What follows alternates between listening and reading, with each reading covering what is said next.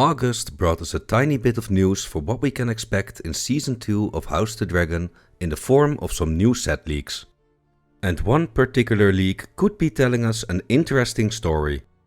In this image, probably made by a drone flying over, we see a piece of set that looks very reminiscent of the wall.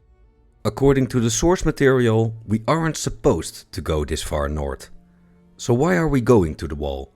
What part of the story brings us up there? And which characters are we going to meet? And just to be sure, spoilers ahead for Season 2. Let's start with the easiest question. What brings us up north in the story? In the last episode of Season 1, Rhaenyra sends her two oldest sons as envoys to some of the great houses, to convince them to choose her side in the war to come.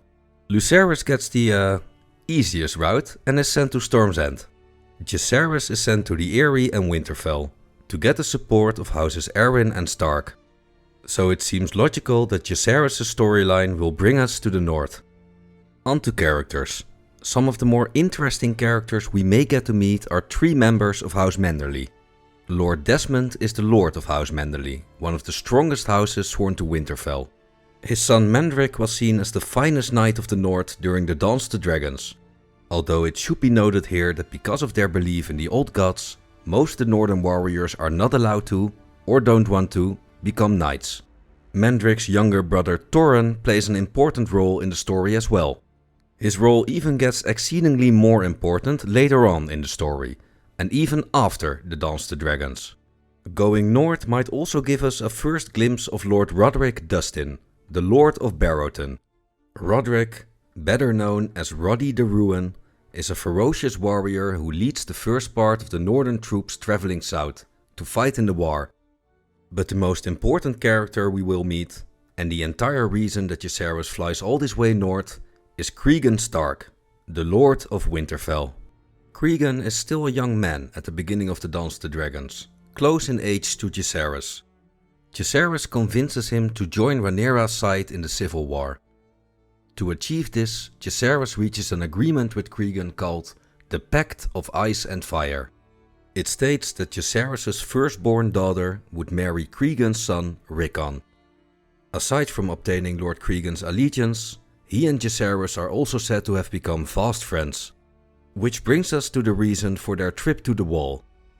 Most news outlets seem to expect some kind of joyride on Dragonback by these two new friends, which takes them all the way to the home of the Night's Watch. This could be it, although Cregan's stern character doesn't really lend itself for such a spontaneous act.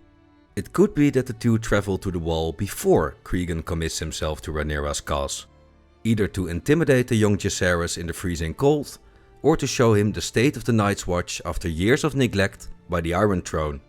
The exact reason for Jace and Cregan traveling to the wall is not the most interesting question though.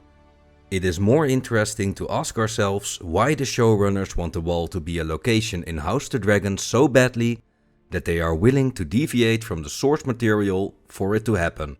The first reason, and I think the most obvious, is benchmarking. King's Landing, Winterfell and Dragonstone are locations that we all know and love from Game of Thrones. And the wall most certainly belongs in that list of iconic locations. By using these locations in House the Dragon, they connect the show to its immensely popular parent show, Game of Thrones. And seeing something that we know from show number 1 makes us more likely to want to watch show number 2. But the benchmarking doesn't stop at just using the location.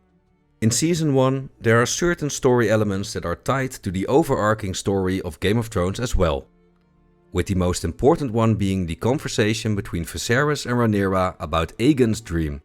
Father and daughter discussed that the true reason for Aegon's conquest of Westeros was a prophetic dream about a great threat coming from the north during a terrible winter.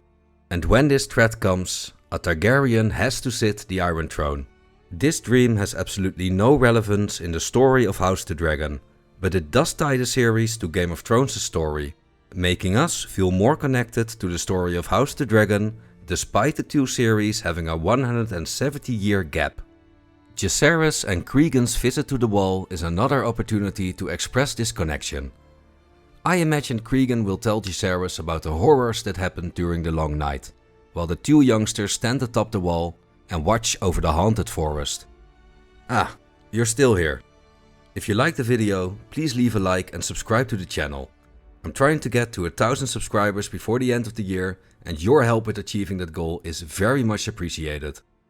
This is, in my opinion, the main reason they are going to include the wall in Season 2.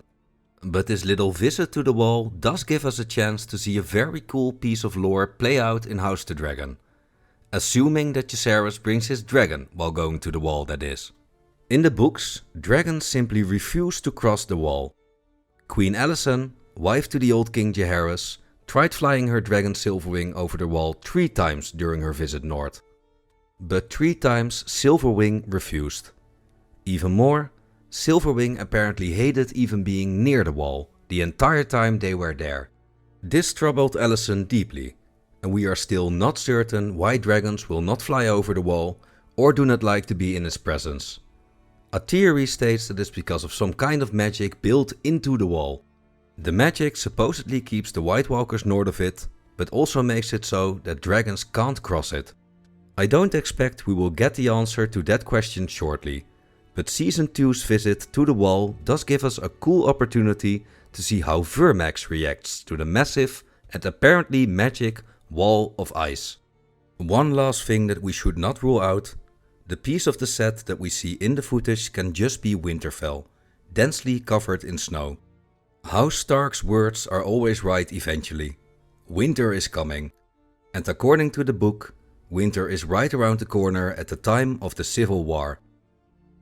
Thank you all very much for watching. I would very much like to hear what you think the reason is we are visiting the wall in Season 2. Please let me know in the comments.